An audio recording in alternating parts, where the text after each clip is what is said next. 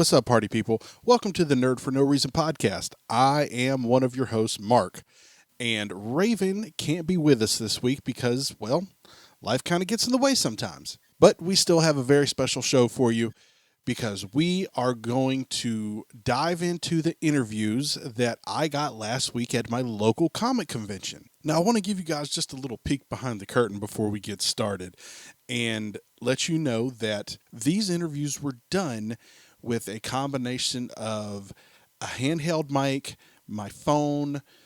Sometimes we hooked up a little lavalier mic, but there is a lot of background noise. And that's just kind of the nature of these things when you're trying to get interviews in a place where there's literally hundreds of people talking and everything else. So with that being said, our first interview is legendary comic book artist Dan Fraga. I was super stoked to sit down with Dan, and to be honest, he was a great interview. We talked about his time at Image Comics, about how he got into comics in the first place, and we talked a little bit about hip hop. So sit back, relax, and enjoy. We're here with artist Dan Fraga, what I've from here on out going to refer to as the Fast Lane Freestyle Champion of the world. So let me go ahead and ask this question. Yes. And that is, what was the golden age of hip hop? I would have to say 1986, when you get the likes of Big Daddy Kane and the greatest of all time, Rakim. They brought a new dimension to hip hop that wasn't present before. We had great stuff before, but they were masters of ceremony, MCs to hype a crowd. These guys were telling stories and putting multiple rhyme schemes within their bars, which hadn't been seen before, and ever since they kind of set the template. So I'm going to say 86. Okay. Yeah. I think for me, it is early 2000s hip hop, where the South was the centerpiece of the rap world. Outkast was at their apex. Yes. You've also got in the guy who kind of ushered in was out of Texas, right? Wasn't it Master? Where was Master P from? He was New Orleans. Oh, he was New Orleans. Right. Okay. So he was the big, the big thing in New Orleans before Cash Money came through. The No Limit Tank. I remember mid '90s when Macon say was the Juvenile thing. Juvenile. Yeah, with this and with artists like Outkast, I remember being in high school and hearing this thing, me and you, yo mama, and now to watch them, early 2000s when I'm in a literal different country at this point. I'm in England. Yeah. And Hey Ya is the biggest thing. You see them just carrying away Grammys, and you're like, man, this is it. I feel invested in it. That was definitely a great time for sure. Yeah. So how did you get into comics? Break into the business, or no, what got me into comics? What got you into enjoying comics as an art form? I think a multitude of things. I mean, number one, we were not well off. I wouldn't go and say we were poor, but we weren't well off. I grew up on a small farm in Northern California, and we got toys during Christmas and birthdays, and that was about it. And I did a lot of yard work, and spent a lot of time in my own head. And there was this one summer where I helped this guy do a garage sale, and as a reward for helping him, he told me I could pick whatever I want off of one of the tables. And I happened to pick this radio that also picked up UHF and VHF audio signals, so I could listen to television. Oh, okay. So I would, my dad, not a mean man, but just a man that put his kids to work, while all my friends were watching Saturday morning cartoons, I was in the yard doing chores, and I would listen to that radio, and I would have all these cartoons in my head, and eventually I wanted to start making pictures of these things, and found that if I can't have toys, the best way to create your own sort of fantasies, I guess, would be to draw them. And I found that comics were kind of the closest thing to what was in my mind as far as the way these adventures looked. So I started copying comic books. Didn't really think about wanting to do it as a profession. I just knew that I loved them and wanted to make my own because of my love for them. But it wasn't until 1988 at the WonderCon where I had a professional tell me that I would never draw comics. That made me say, I'm going to draw comics. Sometimes that happens. Yeah. So that was it. Just sort of necessity being the mother of invention, being broke and having a overactive imagination. That ended up doing the trick. Is comics were, at least at the time, a cheap form of entertainment and a way to kind of let this kid's mind go. Once he said that, was it okay? That's it. I'm gonna write comics, or I'm gonna either do my own comics or get into like working for one of the big two. What was your path after that? I wanted to work for Marvel. I was a Marvel zombie. Still, I mean, not now, not with what they're currently doing, but I'm still a Marvel zombie in regard to that. Spider-Man's still my favorite character. Doctor Strange is still my second favorite character, and I wanted to go there, and but you know, God has a way of giving us what we need versus what we want, and I ended up meeting a guy named Rob Liefeld in late '89.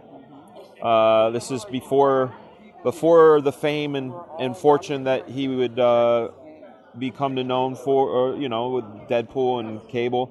I met him before those days, and he had started a studio called Extreme Studios and a company called Image Comics, and I happened to be around at the same time as those things were being formed, and that's where I ended up going. Really, you worked in the early Image comic days? I was the first hire outside of Image, yeah. So you had the 7 owners. You had Marat Michaels that was at Extreme, who was kind of working as Rob's assistant and doing his own stuff, and then I was the first guy that they hired. My relationship with the company predates it being called Image. What were the early days of Image like? Did you guys know that a lot of those early Image comics were going to be hits? Because I mean, there was a lot of hits that came from those early days that you know, that just kind of came out of nowhere. Did you guys know that you were kind of sitting on something great, or? It's hard, you know. I have this saying. It's hard to read the label when you're in the jar. Yeah. And I know that when the first Image announcement via CNN had happened, CNN had come down to the studio, and we all went to dinner afterwards. The 7 owners, Marat, the 7 founders, the Marat and myself, and I remember sitting there, 18 years old, looking around the table, thinking, that's Todd McFarlane, that's Eric Larson, that's Rob Liefeld, that's Jim Lee, that's Mark Silvestri, that's Will Spertasio, that's Jim Valentino. These are all guys that 6 months ago I was reading and like having like, you know, machinations and visions of wishing to be amongst these greats, and here I am, I'm at the table, and this is pretty amazing. I knew it was special, but I didn't quite get to, I didn't experience it in the same way that a normal collector would, because I was on the inside. So Yeah. it was exciting, but it was definitely different than your typical 18-year-old at the time. And how long were you with Image? Let's see. Last time I did something for Image was 2002, so I could say 10 years. Okay. So you were with them like once like Spawn hit and Youngblood. I was there since yeah. I was there before any of the books came out. Okay. So what was it like before and after? Like, you know, once like everyone realized that, hey, you know, a big majority of our comics are hitting and selling, and we have like bona fide hits on our hands. What's the before and after comparison to that? Again, this is kind of like, you know, you're on the inside looking out, but Yeah. Well, answering that question, you got the early times. I remember when CNN was there, we were all scrambling around coloring Xeroxes because none of the books were drawn. It was an announcement with a picture of the Savage Dragon, a picture of Spawn, a picture of what these things look like, and we were all coloring them with markers to make it look as official as possible. And it was very exciting and new, and it felt ragtag, and it didn't feel like, it felt big because of who was doing it, but it didn't feel like a revolution until afterwards. And then again, speaking on the can't see the label when you're in the jar, when you're in a studio and there's a bunch of people working on books in tandem to you, and knowing that there are other studios like Homage or the Wildstorm and Top Cow, and you know that they have young guys in there doing what you're doing, it gets competitive. And we weren't really focusing so much on anything but that competition. And then another thing which I consider very unhealthy, which was the Wizard ranking system, the hot artists and that sort of thing, not knowing at the time that it was based on payola and like that it wasn't a real chart. It was made, wasn't real. But us kids, we all wanted to be on that list, not knowing that, we weren't going to be on that list. Yeah.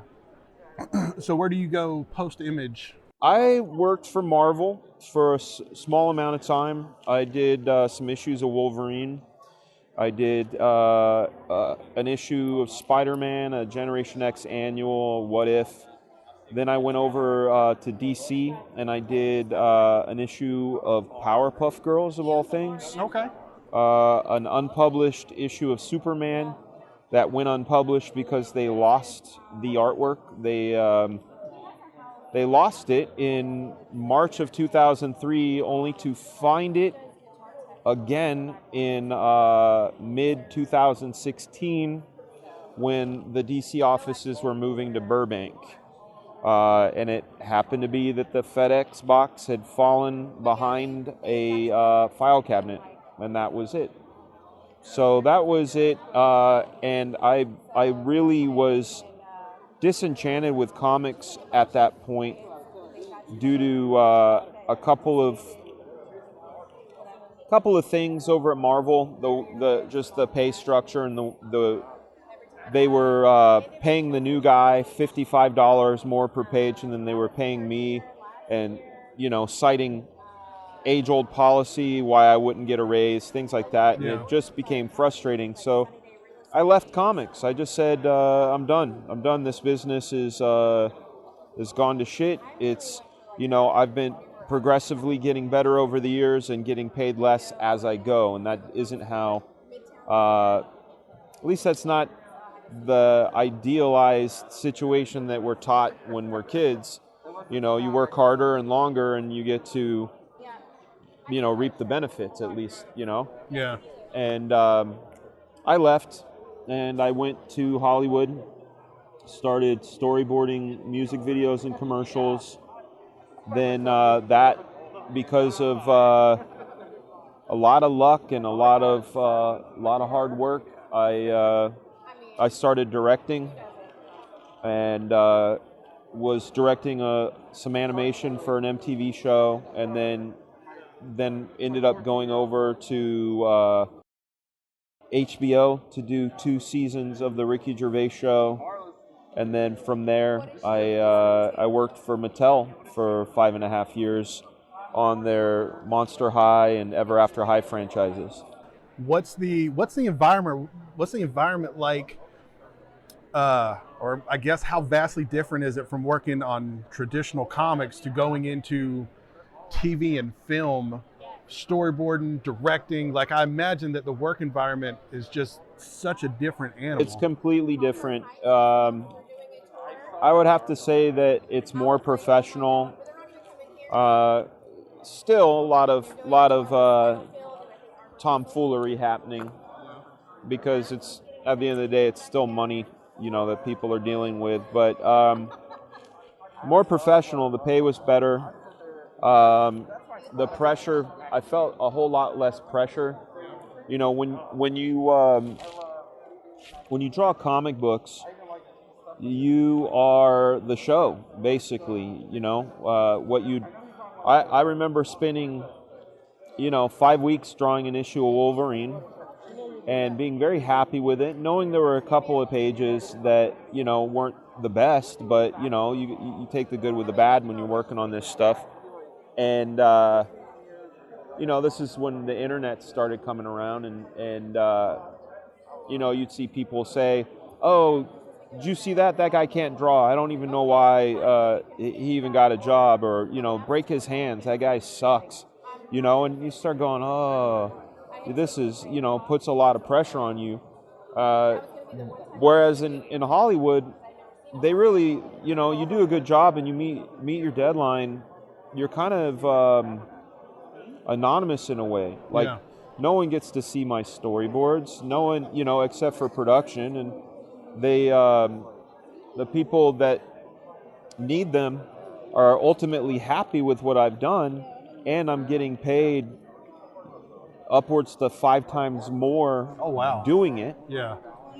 I had no intention on coming back to comics whatsoever, but I ended up coming back. What brought you back? Mattel.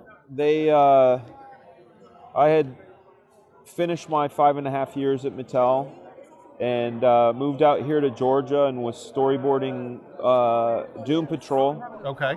And I got a call from an executive at Mattel saying, "Listen, we're going to be doing this He-Man and the Masters of the Multiverse book, and your name is the only name that comes up. We want you to do it. We know you know the franchise. We know we like the way you draw." I said no like 3 times.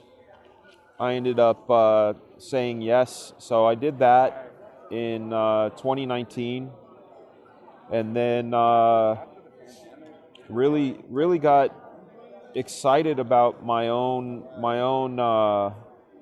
property. This book that I've got called Black Flag. Got really excited about doing that again, and when the pandemic hit, I thought, well, then I'm just going to do this. What a perfect time to bring my book back. So that's what I did, and so now I do all of it. I direct, I storyboard, and I draw my book.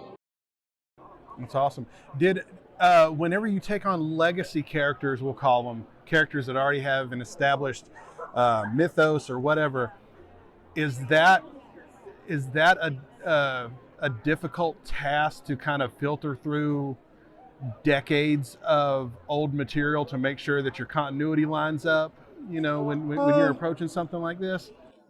It not really, because that's the job of the writer. Like if I was to be writing that stuff, I could see that being difficult. With the He-Man stuff, the biggest challenge was keeping things on model, which that was probably the biggest headache of all.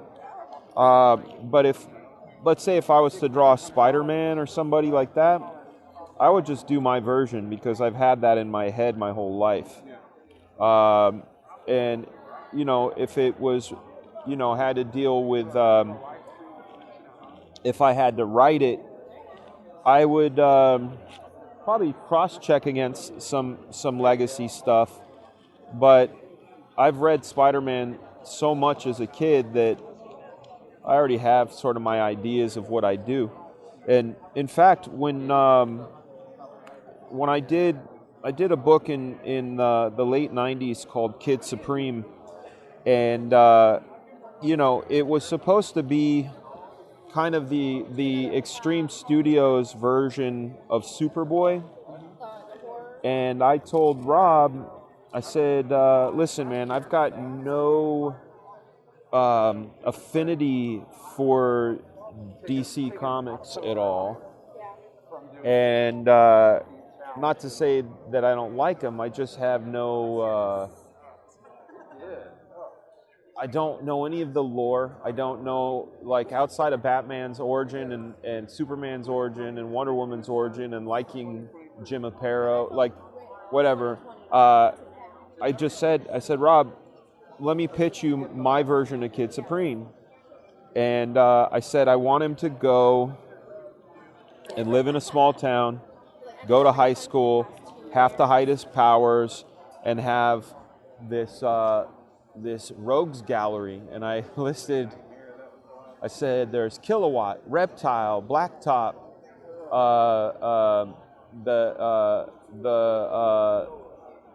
what do I call him? Oh, the Buzzard. Like, I basically had stand-ins for every Spider-Man villain, and I made the kid a high schooler in a small town, had to hide his powers with basically Spider-Man's villains.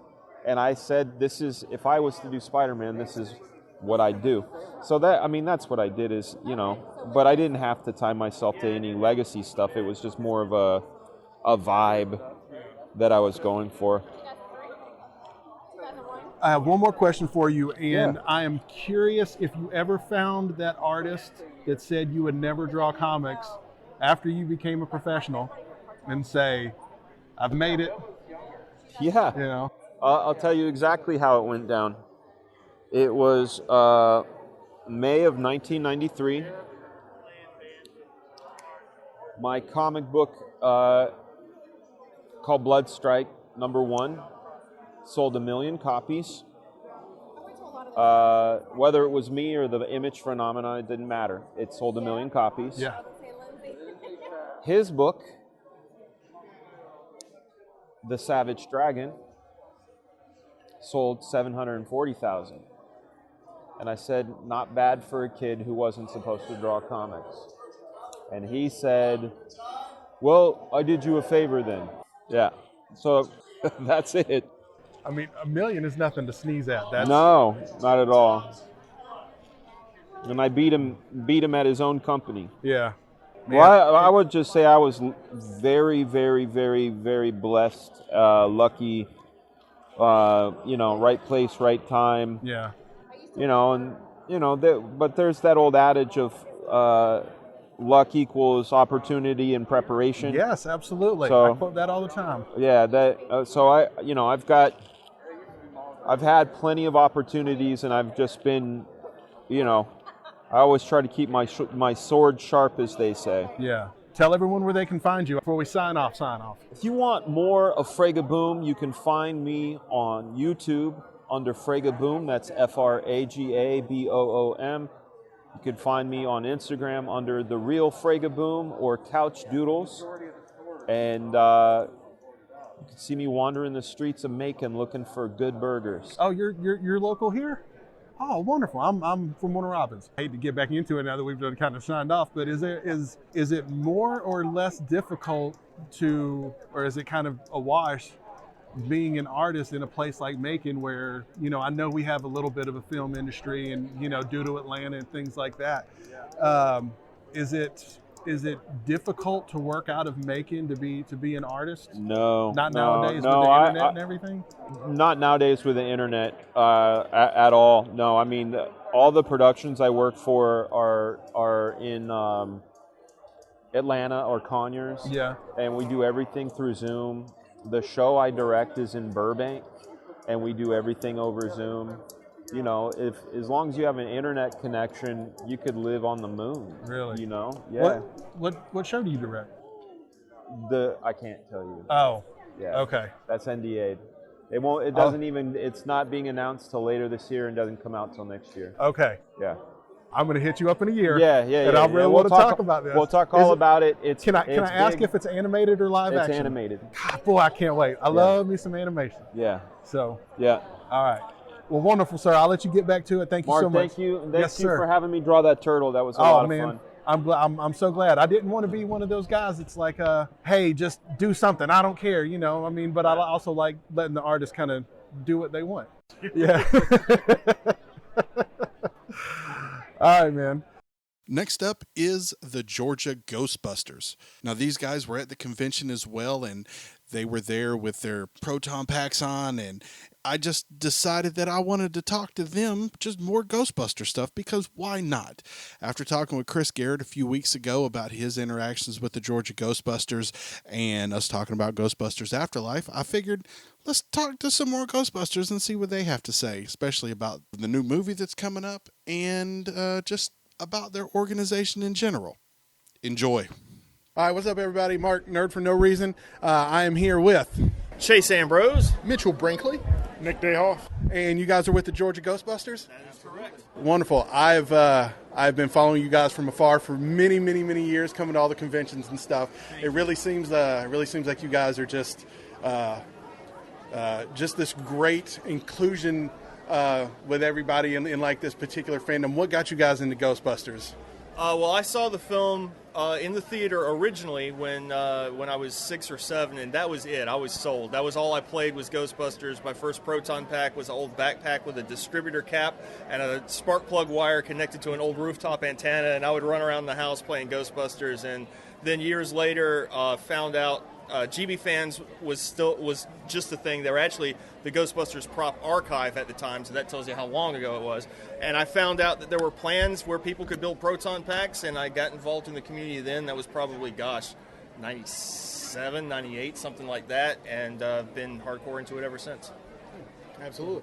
Ghostbusters, that was one of the first VHSs that the folks had, so I wore that VHS out. And then when Ghostbusters 2 came out, I was old enough to go to the movie theater by myself, so that was my first movie that I ever went to by myself. And from there, just watching the cartoon and, knowing this guy for as long as I've known, he decided he wanted to go ahead and look at ectomobiles and proton packs. And so hanging out with him one day over at a Walmart, and we decided it would be a great idea to start our own group. So we did.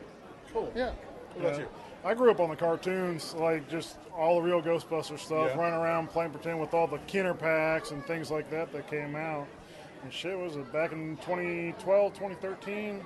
I moved down here to Georgia, sent out a message to them, and been a part of the group ever since. Yeah, I think one of my first memories as a child is I remember taking not real Legos, but kind of like these bootleg Legos, Duplos maybe, and building a PKE meter with the two little arms off, and I'd run around my house, searching for ghosts. And yeah, right after I saw that, I'd drive my parents crazy, like, oh man, we got ghosts in the house.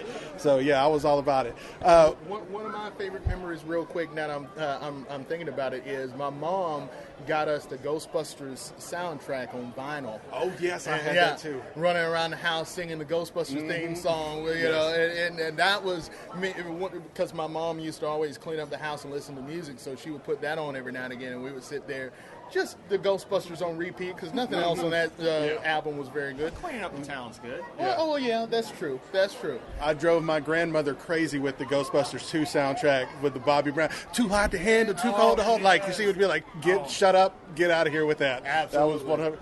So what do you guys think with the kind of new, I don't know, resurgence in Ghostbuster fandom with the Afterlife movie coming out?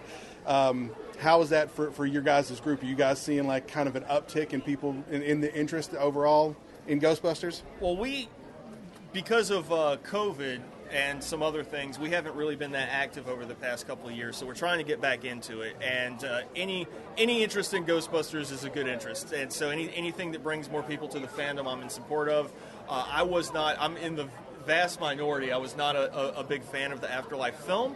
But at the same time, like I said, anything that brings the franchise to more eyes is good in my opinion.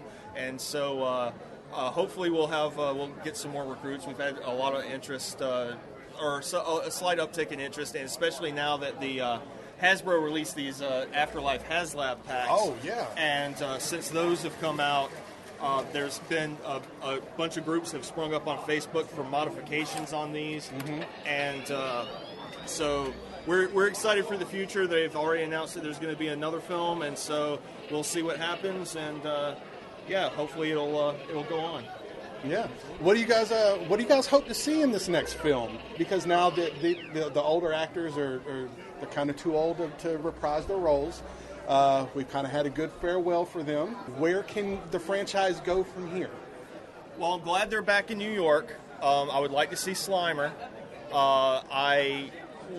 I know it's been kind of played out in recent years, but I would love the idea of a multi-dimensional thing, which would be easily done with paranormal. They've done it in the comic books as well, where they've brought in the 2016 Ghostbusters and the real Ghostbusters and the film Ghostbusters and all into one thing. Obviously, you'd be limited as far as doing that, but yeah, I don't know. I'm eager to be surprised. Realistically, even though I do like the ideas of all of that, I think realistically what they're probably going to do, it seems like they're gearing up to have Ernie Hudson's Winston be the band leader, so to speak. Training new recruits and having them go out there. So I think it would be cool just to at least see the first new recruits going around New York, maybe branching out past New York City, maybe just around New York State, but see what they can do from there. I would like to see it branch out into more than just New York, maybe other different cities. I'd love to see, we've seen them, out in the Midwest. I'd love to see them in the South, or maybe over in California someplace. Take advantage of the franchising aspect that was mentioned in the first film, and really hasn't been developed too much beyond that, except for in the fan community, because most of the fan groups view themselves as franchises. Yeah. Honestly, I'm only hoping for like a new original villain, not a rehashed villain. Ghostbusters 1, and then you had 2, which is pretty much just a rehash of the original story with a new villain, and then Afterlife is just the same thing. Yeah. Even in 2016, they mentioned Shandor. Yeah. That was probably one of my issues with Afterlife, is I was like, we got Zool again, between comics and the cartoons and everything else, there are so many more things they can pull from. Yes. That's different and hasn't been done yet.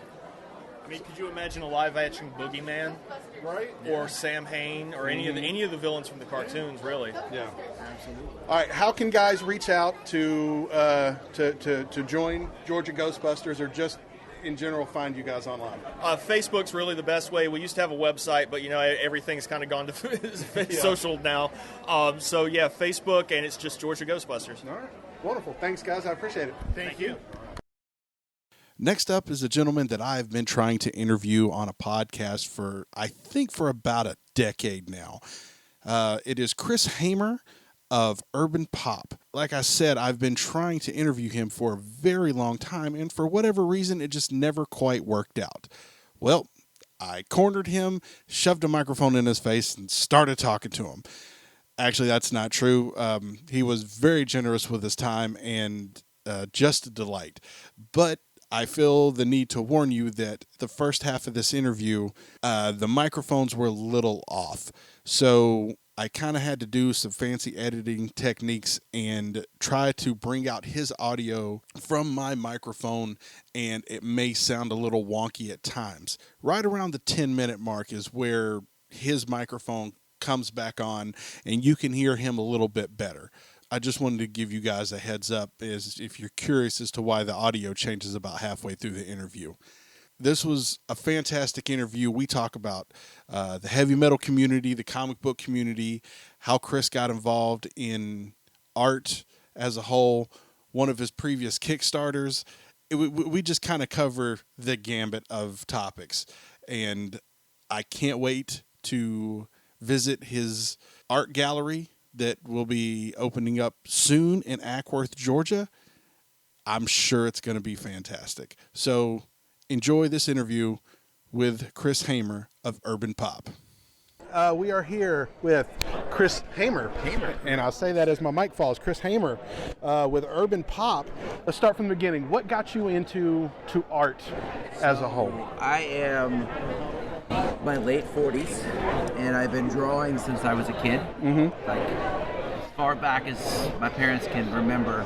My mom kept a little journal like my first 6 years I was alive, and it always says in there like, hey, Chris is drawing. Chris is still drawing, and it's like every year up till 6, and every year it says that. Chris is drawing. Wow, he keeps drawing.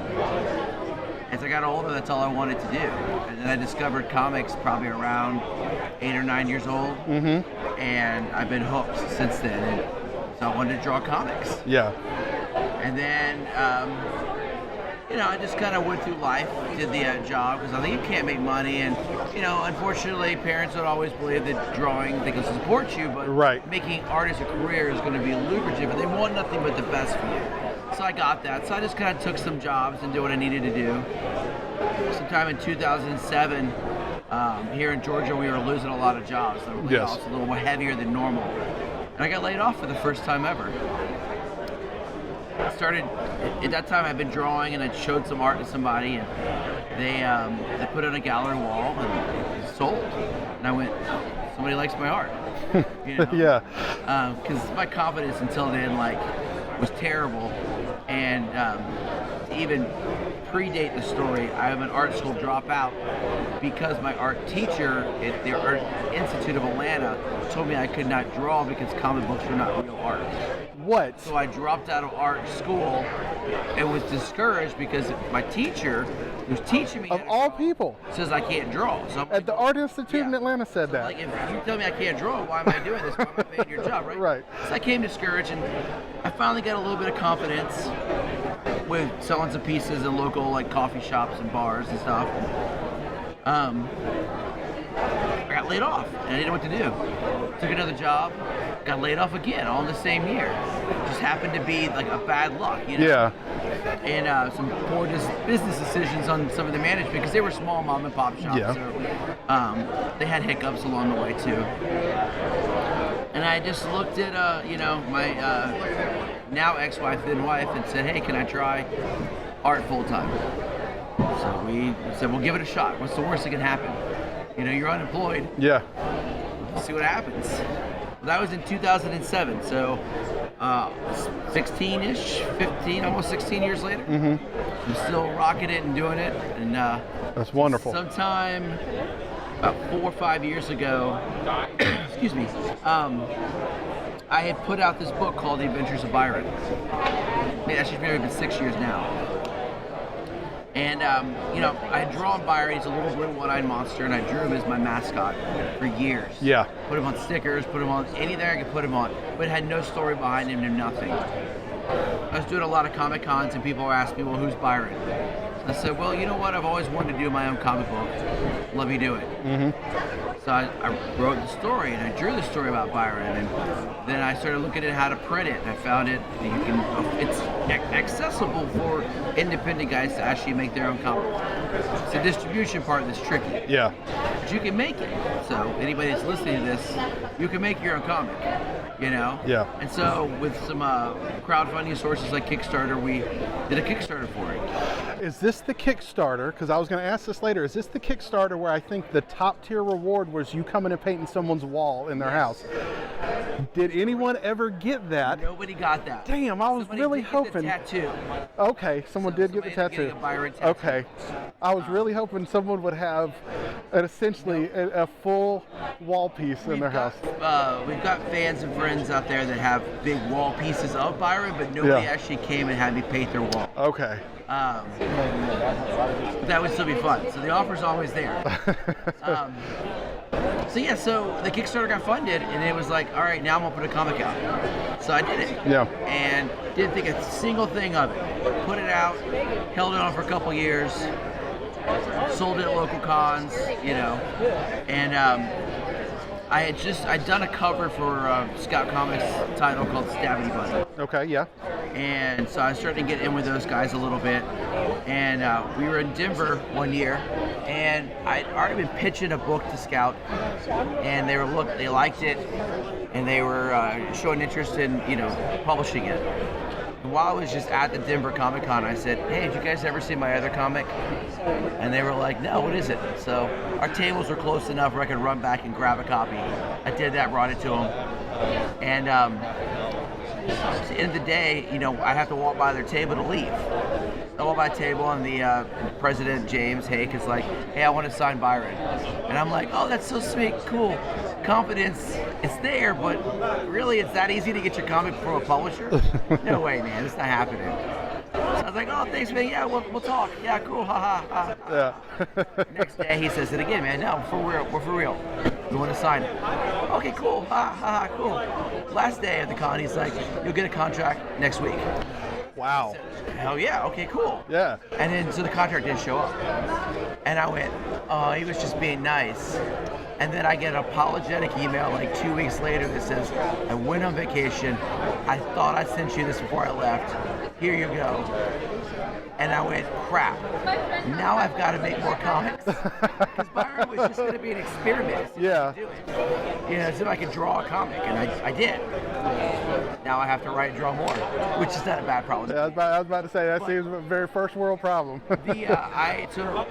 Comic book stores carry a magazine called Previews. Yes. And I have been 30 years, I've wanted to see my name in Previews. And it finally happened a couple years ago when it came out. That's awesome. Like that old, I forgot who was saying it, I think it's a Dylan song, I see my picture on the cover of Rolling Stone. Mm-hmm. And I was like, that was my moment where I was like, yes, it's in Previews magazine.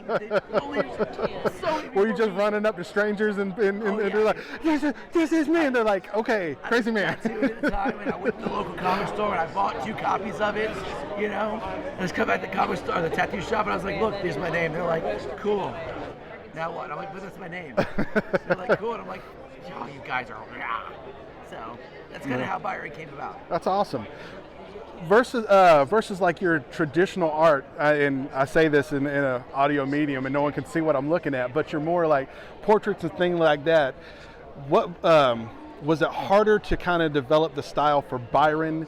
Because I see they're very different very different styles of art. So if you go to Urban Pop, URBNPOP.com, or look me up on Instagram to see what we're talking about, they're completely different. It translates more of an abstract style versus more of a comic style. Right. So it wasn't hard because that's what I did before. So okay. The first 6 years of Urban Pop, I was really heavy drawing comic stuff and fan culture stuff, things like that. And then I would sprinkle this in a little bit. And then at some point I was like, I really want to see what I can do. That took a back seat a little bit, and this took a much forward seat, but it wasn't too terribly hard. Yeah. It does get tricky now that I do more of this than I do comic work. Yeah. It just means I'm slower at the comic work. Yeah. Do you have a preference? Which one you enjoy doing more? I like doing my own stuff. So okay. If it's comic work, I want to do my own stuff. Yeah. Well, I mean, the abstract versus the Byron comic style work. I find myself doing the more abstract stuff because it's a little more emotional. Yeah. I'm allowed to take whatever I'm feeling that day or whatever inspires me, whether it be like a movie quote or a music line, a lyric, and apply that to the painting. Yeah. Where in comics, you really can't because it either conflicts with the story or it doesn't really make sense. Yeah. Kind of an artsy-fartsy question here, but but what does inspire the artist? Every single thing in this world, and that's a loaded question. Yeah, it is. And I don't mean that to be like, cocky or anything, but everything inspires me. Like, I have taken pictures of random stuff on my cell phone in streets where I've just been like, oh, that's a cool pattern on a wall. Or like, we were in Vienna Comic Con. I went out to Austria for the Comic-Con. Okay. And what's the international reception like to your art? So Vienna was very interesting for me because it was one of the first shows they brought me at as a legitimate guest. And they paid for all of my airfare and travel and hotel, and I was treated like, well, a celebrity, which I'm far from. So it was interesting to have handlers and people that were doing it because at the time the comic wasn't out yet. And so Vienna had hired me to do all their lanyards and their con exclusive t-shirt, all the staff shirts. So there's 30, 40,000 people wearing Byron lanyards and t-shirts that have no idea who he is. Yeah. And so day one, I'm sitting there and I'm with like Adam Hughes and like Stefan LaRue and like Andy Price, and we're all like the big comic guys they flew in. And those guys have lines. And I have nobody. And so I'm just sitting there like, and the guy's like, hey, what's up? And I was like, I don't know. And he's like, why don't you make a sign that says I did the t-shirts? Once they did that, then I had a line the whole weekend.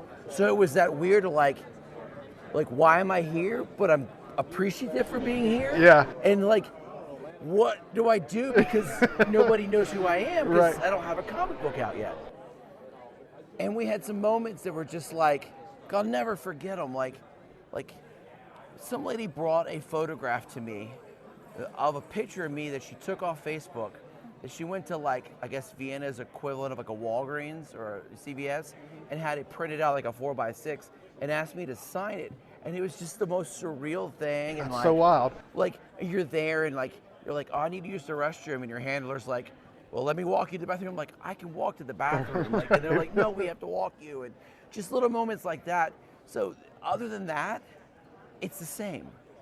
The fandom's there. People are so excited. Like, nerds are nerds, man. Like, Yeah. no matter where you are in the world, you know what's up. And Yeah. it's so cool to see it. It's one of my very first comic book convention was in London, England. I was stationed in England. I was in the military. I was stationed in England, and I just saw it on the internet. I was like, "Let's go, guys!" And we went, and it was so wild because I walk in and regardless of the cultural differences or whatever, I walk in and it was Star Trek and we like Gremlins too and all this stuff, and at the time, it's a little bit better now thanks to Marvel and everything become a little bit more pop culture. But I remember catching such resistance from my other friends who were like, Gremlins? Really?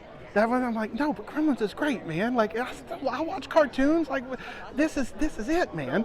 And it does definitely just transcend language barriers, the whole nine, man.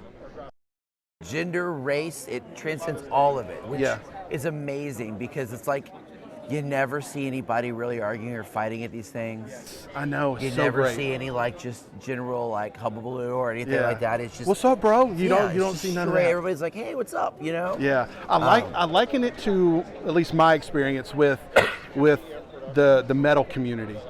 Is from the outside you're like, oh, look at those guys. Yep. But when you get in there, it's everyone's like, no, man, we're here, man. Let's party. We're here for the same purpose. We don't need to do all that. We don't need it. And any time I've seen any problems at a metal show or at a comic thing, it's always the outsider who comes in and is almost looking for trouble. But that's not why we're here. Yeah, no. And it's so great to be a part of this, and I want to introduce people to it. But sometimes you're just, when you get people in, they can't let go of their own ego. Yep. And it's great. I'm glad that I can kind of express this with somebody because you know what I'm talking about. Oh, exactly. Because we're probably pretty close to the same age. Yeah. Mid 40s. Yep.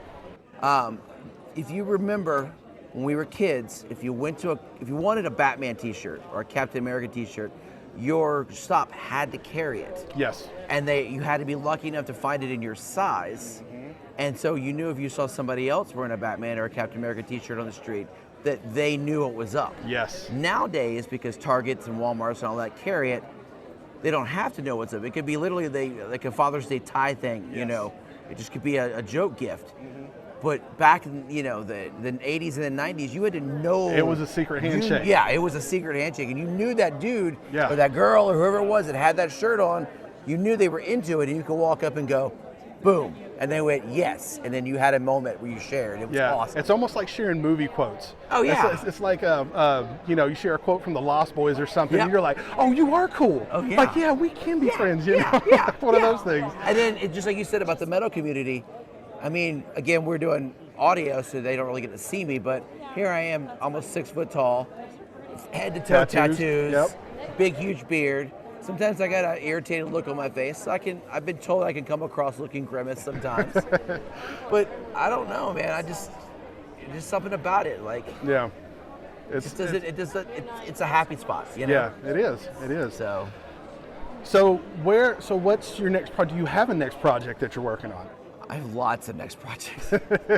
Unfortunately, I have nothing that is solid enough to be like, look for this because I'm an artist first. Writing is not my strong suit. I have tons of ideas, but organization and formulating them into a story becomes challenging for me because I write like I talk, which is I ramble a lot, you know? Yeah. And so I've got these ideas I've been working on, some really cool comics. We'll see.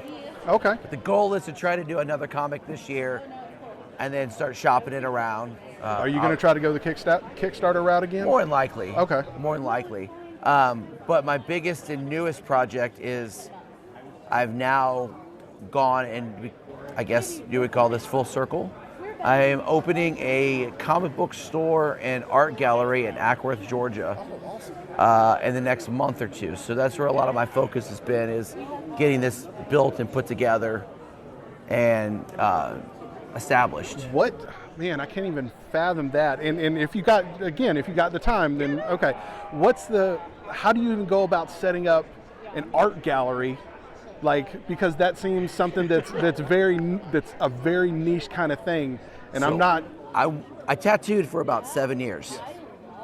And I wanted to open a tattoo comic book store.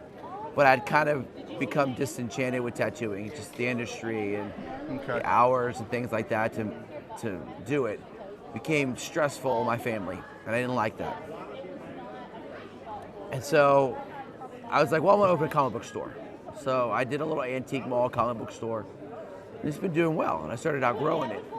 So then this like proverbial chasing a tiger begins, you know? We were like, okay, well, I wonder what happens if I could open a store. And so you start chasing this tiger, you start calling retail places and asking.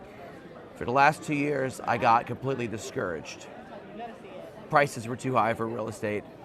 They either didn't want to lease to a comic book store because it doesn't sound like a viable tenant, you know? And I get it, I understand it completely. I'm not Subway, I don't have the money to back me, you know, or a nail salon or something that is established, you know?